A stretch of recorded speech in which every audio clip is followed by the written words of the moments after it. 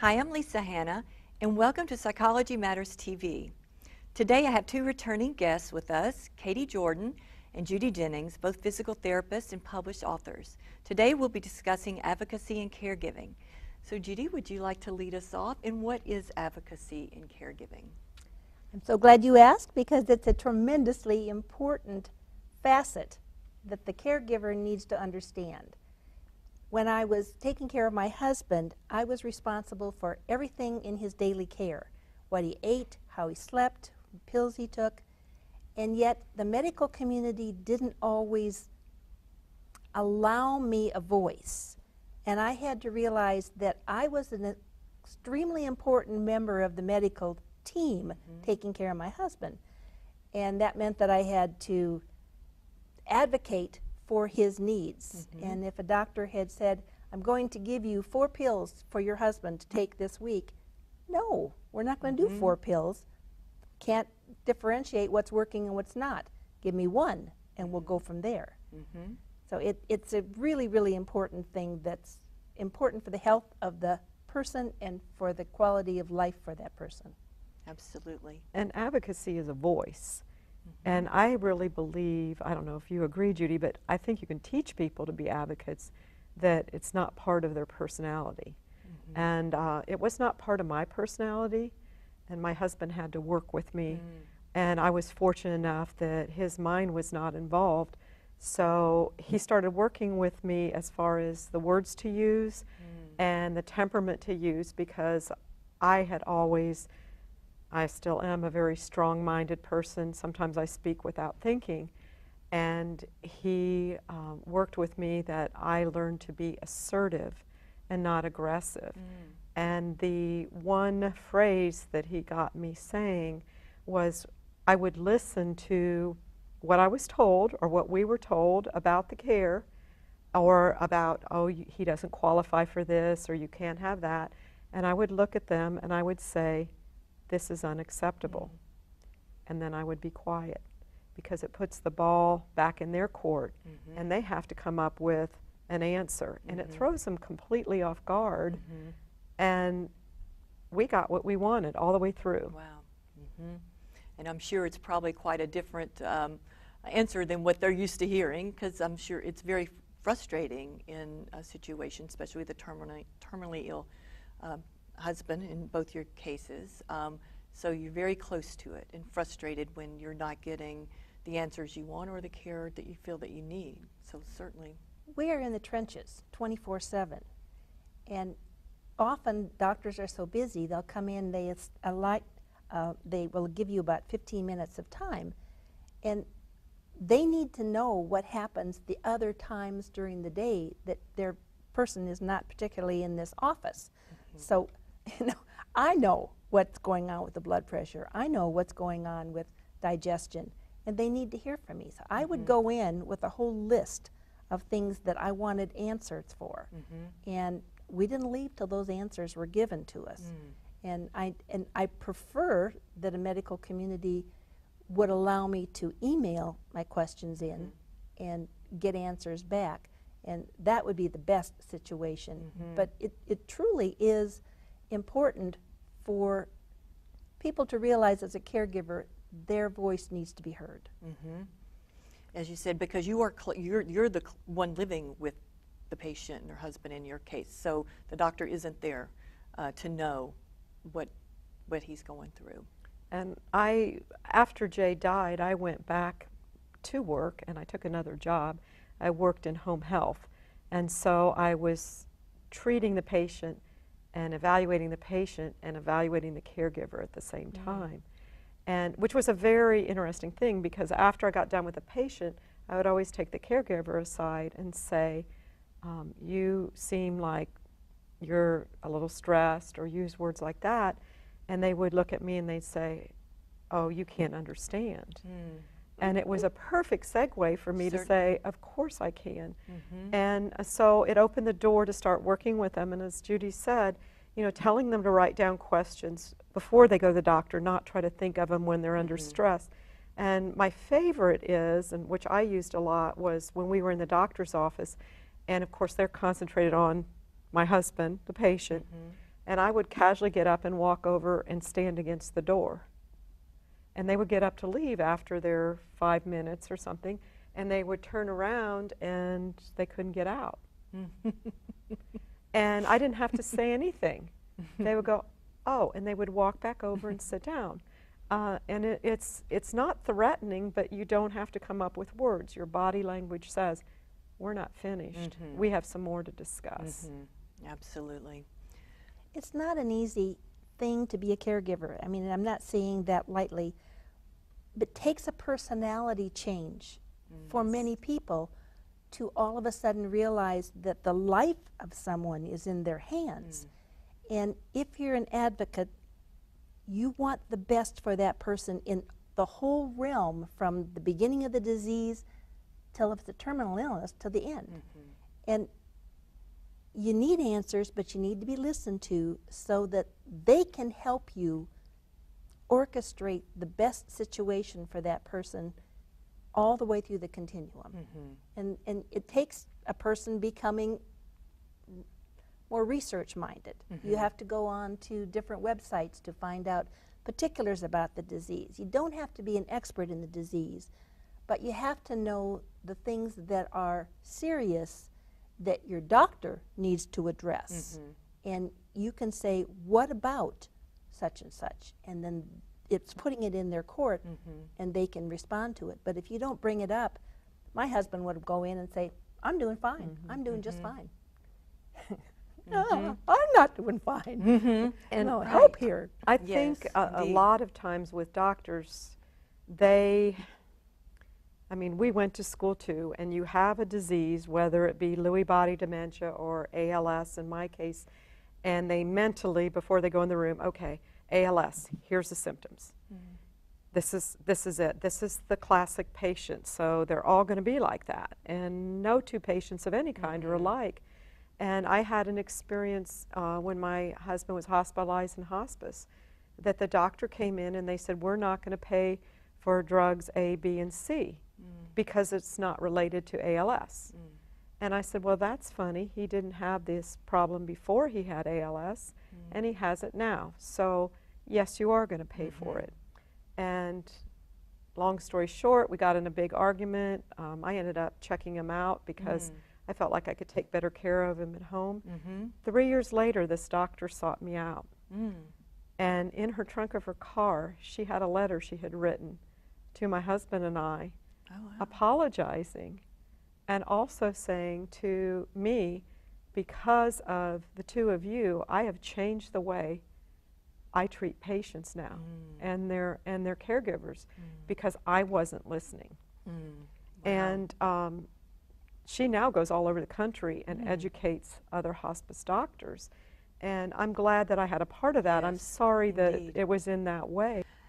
Would you all like to discuss caregivers' fatigue, caregiving fatigue, or chronic, I guess, burnout? Burnout. Yes. Big topic. Go ahead, Katie. Okay. Burnout or fatigue occurs quite frequently, and it can take many, many forms. Most of us start out with the best intention. We're positive, we're loving, but then life gets in the way. Emotionally, mentally, and physically, we're exhausted. And so what you see is a behavior change. And we can become more negative towards our spouse, more short-tempered, and not know what is causing it, you know, because the situation with them might not have changed. It's just the overwhelming day-to-day 24/7 care of the caregiver, or that the caregiver has to give to their loved one.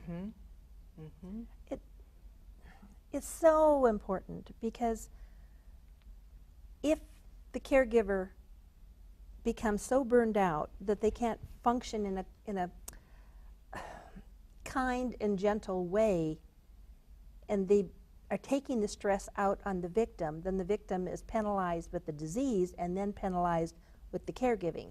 So in my book, I list the little saying for burnout: if you can't make changes, make changes. By that I mean, if you can't handle the situation as a caregiver, then look for some place the person can go to, like maybe a facility, or having somebody else come in to help, which would relieve the stress greatly.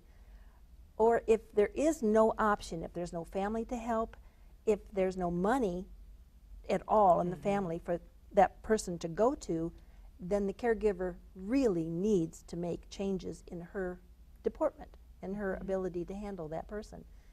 And it's not always self-evident. Maybe it takes somebody to come in and say, I think you need some help.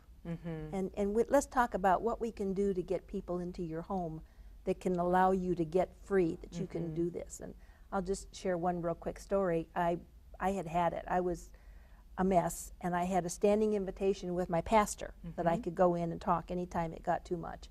And I walked in, and I had old grungy tennis shoes. I had blue jeans that were about 40 years old, a sloppy sweatshirt. My hair hadn't been done, no makeup. And I said, we need to talk. And he looked at me, and he said, wait. He said, number one, you need to wear makeup, you need to go shopping, and you need to get your hair done because you need it, and so does he. Now, what is it you want to talk about? End of story. End of discussion, right? But he was absolutely right. Wow. And I had somebody point it out to me, and I realized I needed to get myself in order. And Katie's whole book is about this, but I brought in 6 guys that would rotate and allow me to get out once a week to play tennis. And I just would hit the bejeebies out of that tennis ball. And then I'd come home, and I was able to be a caregiver again. Certainly. And what you said, I think it's very important to have that person or that will say the truth to you, to speak the truth, because so many people will talk among themselves about how bad you look, or Judy's not holding it together, or Katie's not, but it's that person that steps out in love and says, you know, you need to make some changes. And I went through the same thing without the makeup and wearing the same clothes for days at a time. And I had some friends that actually would come in and spend the night. Oh, wow. And Jay only trusted 2 people, so those poor 2 women, because somebody had to sleep in the room with him. And I would either leave, but usually I would just go to the other side of the house and get a good night's sleep. But they would, one of them would come in, she worked full time, and she would just all of a sudden know that she needed to come in, and she'd look at me and she'd say, I'm spending the night tonight. Wow, what a great And gift. yeah, it was. It was a very good gift, because when you get that relief, it allows you to continue. And if you continue on the same path, you're going to crash and burn if you don't get that revitalization in some way. I have 2 things exactly with what you said. As a physical therapist, we go and do home health, and so we see these kinds of things with other people. Being in a burnout situation is one step below mistreating that person, called elder abuse. And I had to report a lady for counseling and maybe some care, because when I went to treat her husband, he was going to come out and do some exercises with me as a physical therapist. And she said, okay, I'm going to go get him. And she walked into the bedroom, and she's pulling him from the bedroom to where I am by holding on to his catheter and pulling him into the room with me. She had decreased her ability to the point that he was no longer human. And he had no feelings, he had no sensitivities that she needed to be addressing. So it is a big issue. Certainly, And it really yes, needs to be unfortunately. addressed and in a kind and gentle way. The other side of that, and I'm sure you got something on this, is humor. Humor can heal a lot of wounds. Certainly. And when I felt like I was having a really hard time, Dean would do something to make me laugh. Now, you know, luckily he had the kind of humor that would do that. But I nipped him a couple times when I was taking care of him with my ring. It's the ring that was my diamond. And he said, if you don't quit nipping me with that ring, I'm going to be sorry I ever bought it. Oh. And we started to laugh. So caregivers need to realize they're not going to be perfect, and the patient's not going to be perfect, but if you can find the lunacy in what you're doing, it breaks the stress. Certainly. For at least a little bit. If I could get one belly laugh in a week, it would hold me. So. And one of the things we decided early on was that we were going to try to live our life and not change.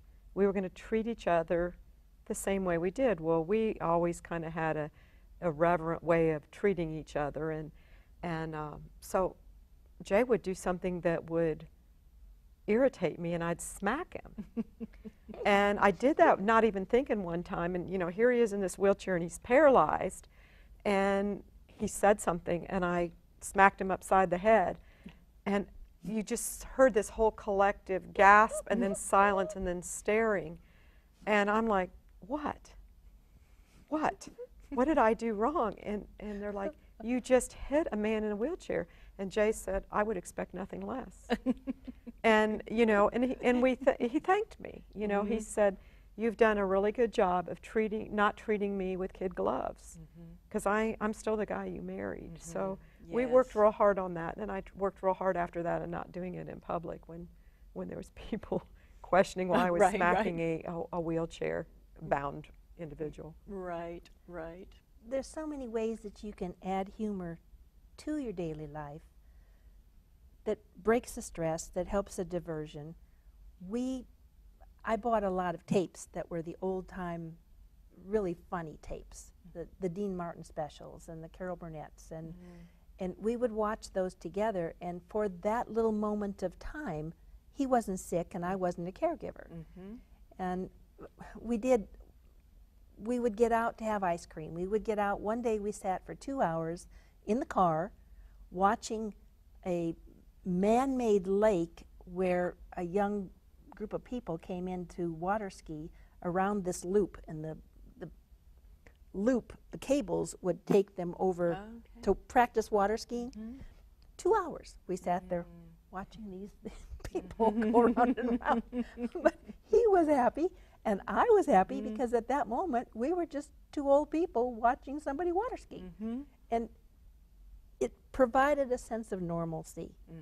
And that is so important, so important, because sickness destroys the normalcy of a family. Indeed. So just balancing that delicate balance between and being the wife and being the caregiver, and having the humor and trying to integrate the life or be the life that you had, on occasion.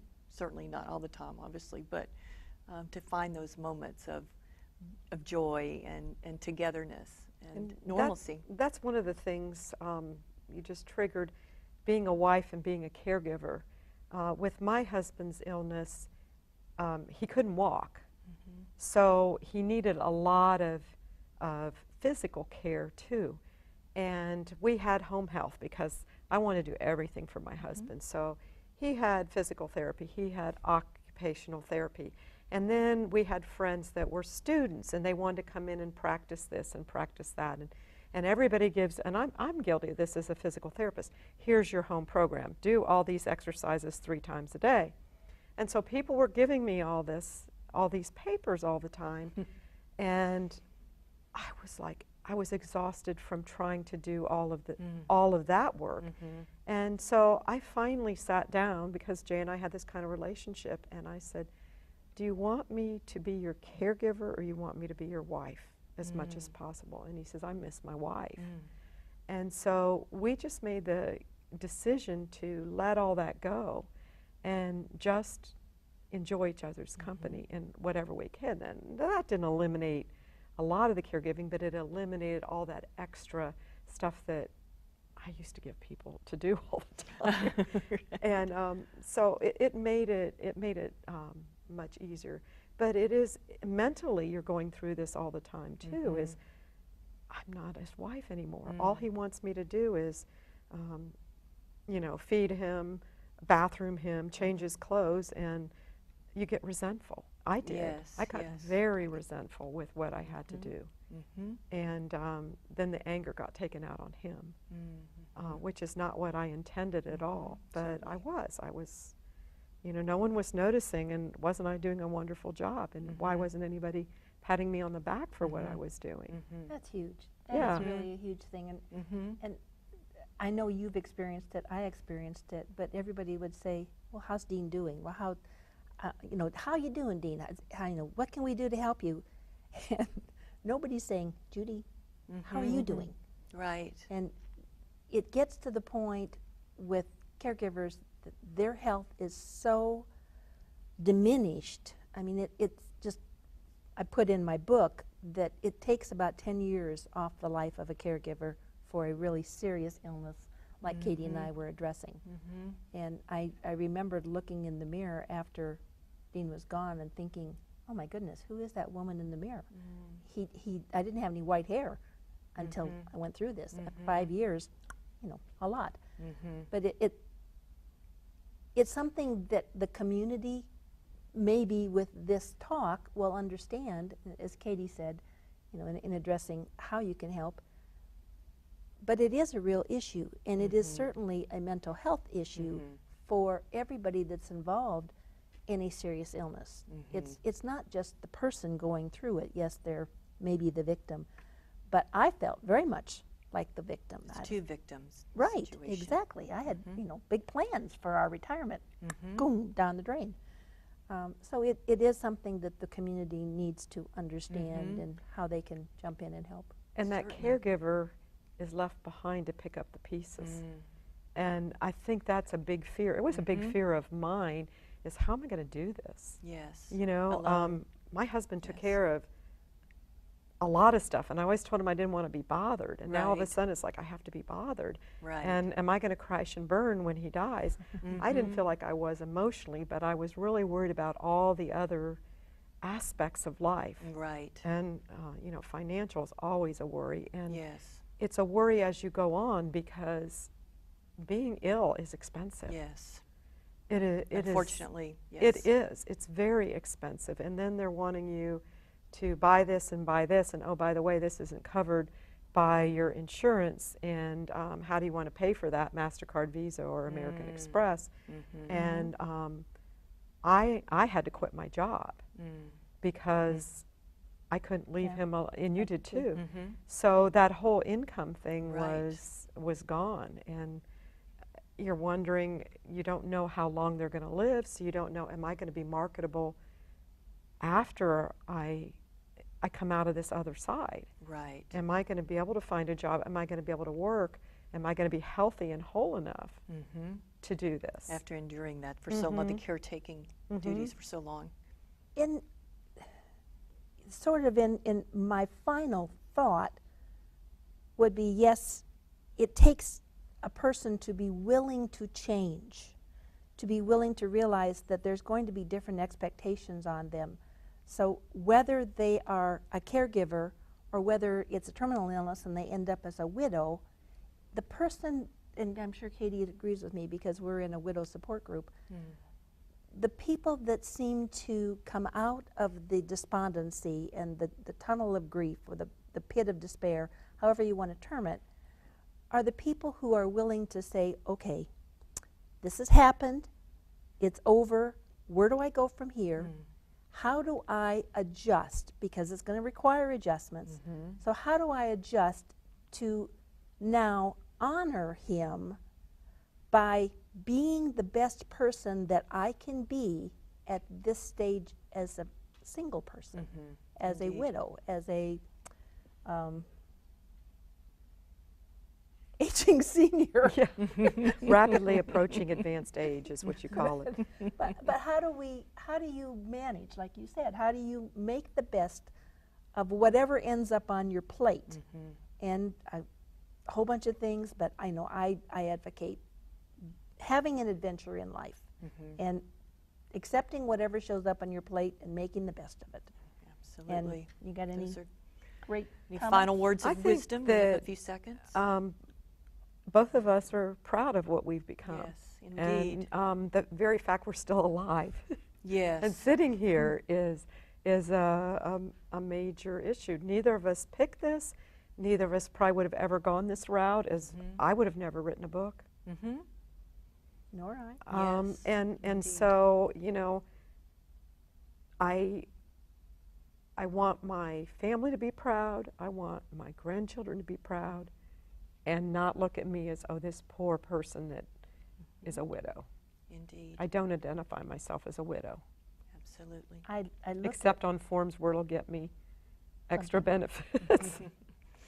Well, thank you all both so much. We have to wrap it up for being with us today. Thank you for sharing your journeys. It's indeed been very challenging, and I'm glad you're sitting here and with us. And would you like to introduce your books real quick before we leave? Thank you, Lisa. My book is called We Carried the Mat, and it's available from Westbow Press, Barnes & Noble, and Amazon. And this is mine, Living with Lewy Body Dementia, One Caregiver's Personal In-Depth Experience. And it, again, Westbow Press with Barnes & Noble or any bookstore, and with Amazon. And my second book will be out in a month, and it will be The Wonderful World of Widowhood, except when it isn't. All right. Well, thank you both for being with us today. I'm Lisa Hanna. Thank you all for joining us today on Psychology Matters TV. Please join us on Facebook and YouTube and let us know your thoughts and ideas and questions around the television show. And thank you for joining us.